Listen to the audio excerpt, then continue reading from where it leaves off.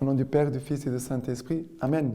Grande joie d'être là avec toi en ce 4 août, jeudi, et nous célébrons aujourd'hui Saint Jean-Marie Vianney, le saint patron de tous les prêtres du monde entier.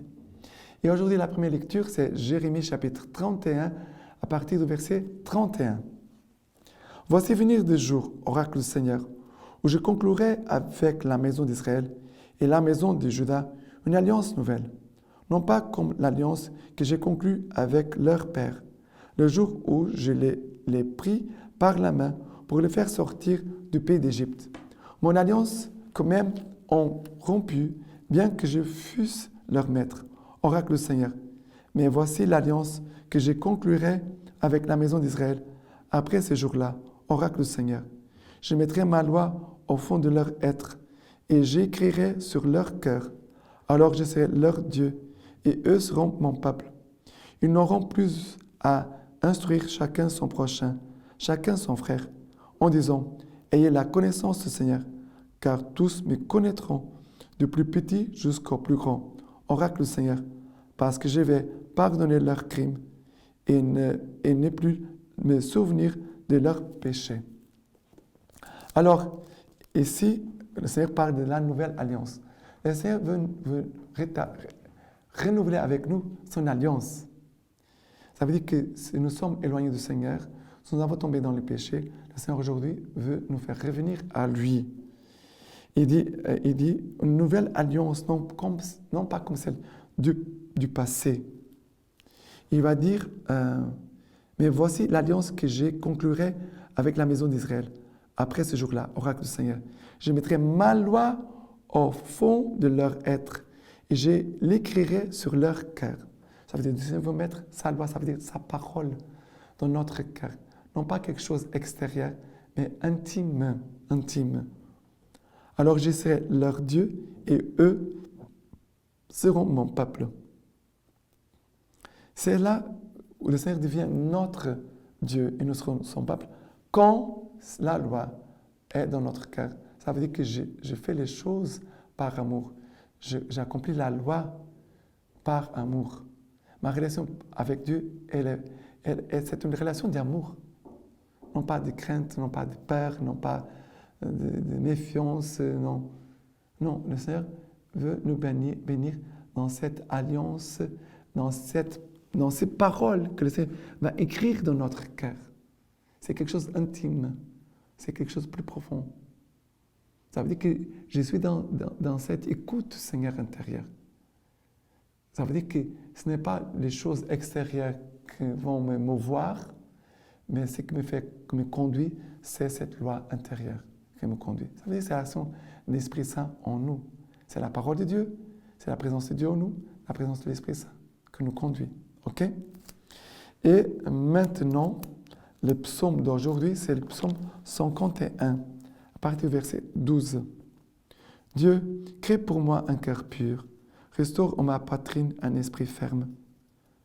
Ne repousse pas loin de ta face, ne me repousse pas loin de ta face. Ne m'enlève pas ton esprit de sainteté. Rends-moi la joie de ton salut. Assure en moi un esprit magnanime. Aux rebelles, j'enseignerai tes voies. Vers toi reviendront les pécheurs. Car tu ne prends aucun plaisir au sacrifice. Un holocauste, tu n'en veux pas.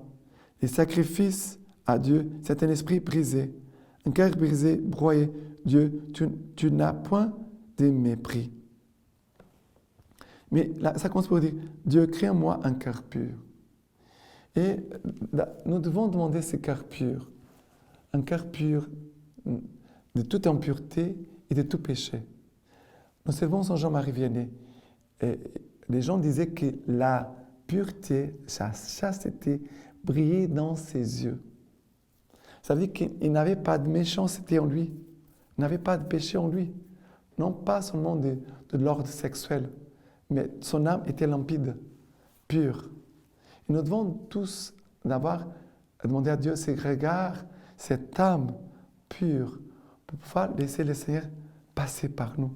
Notre âme pure, notre regard pur, pour laisser l'Esprit Saint venir en nous et de se servir de nous pour communiquer ce Dieu d'amour que c'est Jésus-Christ, notre Seigneur et notre Sauveur. OK? Et maintenant, l'évangile d'aujourd'hui, c'est Matthieu 16, à partir du verset 13.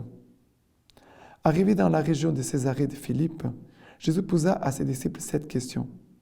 Au dire des gens, quel est le Fils de l'homme? Ils dirent, pour les uns, Jean le Baptiste, pour d'autres, Élie, pour d'autres encore, Jérémie ou quelqu'un des prophètes. Mais pour vous, leur dit-il, qui suis-je? Simon-Pierre répondit, tu es le Christ, le Fils de Dieu vivant. En réponse, Jésus lui dit, tu es heureux, Simon, fils de Jonas, car cette révélation t'est venue non de la chair et du sang, mais de mon Père qui est dans les cieux. Eh bien, moi je te dis, tu es Pierre, et sur cette pierre, je bâtirai mon église. Et les portes de l'Hadès ne tiendront pas contre elle. Je te donnerai les clés du royaume des cieux. Quoi que tu lies sur la terre, ce sera tenu dans les cieux pour lier. Et quoi que tu lies sur la terre, sera tenu dans les cieux pour délier. Voilà ce que le Seigneur nous dit aujourd'hui. Encore. Alors, il ordonna aux disciples de ne dire à personne qu'il était le Christ. À dater de ce jour, Jésus commença de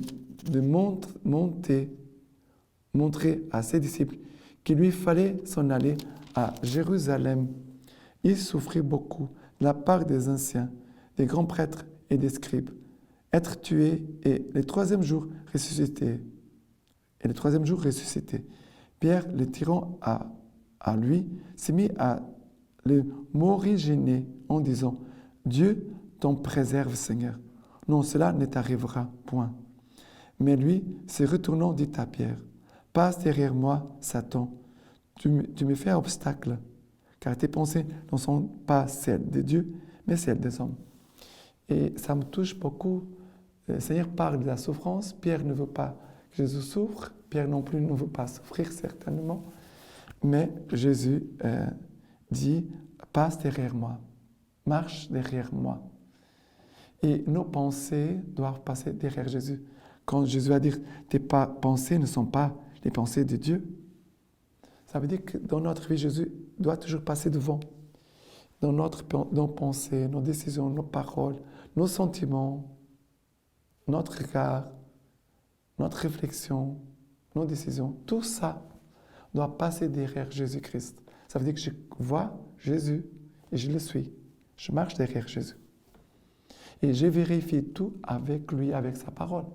La parole de Dieu, c'est la source de discernement. Bien sûr que nous pouvons demander conseil à un prêtre, un accompagnateur spirituel, pour pouvoir vérifier que nous sommes bien à la suite de Jésus-Christ. Mais cette parole, tes pensées ne sont pas celles de Dieu, mais des hommes. Nous devons changer de pensée. Nous devons changer nos pensées pour pouvoir suivre Jésus-Christ. Et maintenant, le Saint Jean-Marie Vianney nous dit ceci.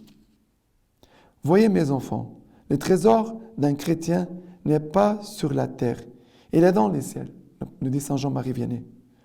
Eh bien, notre pensée doit aller où est notre trésor. L'homme a une belle fonction, celle de prier et d'aimer. Vous priez, vous aimez. Voilà le bonheur de l'homme sur la terre. La prière n'est autre chose que l'union avec Dieu. Quand on a le cœur pur et uni à Dieu, on sent en soi un baume, une douceur qui enivre, une lumière qui éblouit. Dans cette union intime, Dieu et l'âme sont comme deux morceaux de cire fondus ensemble.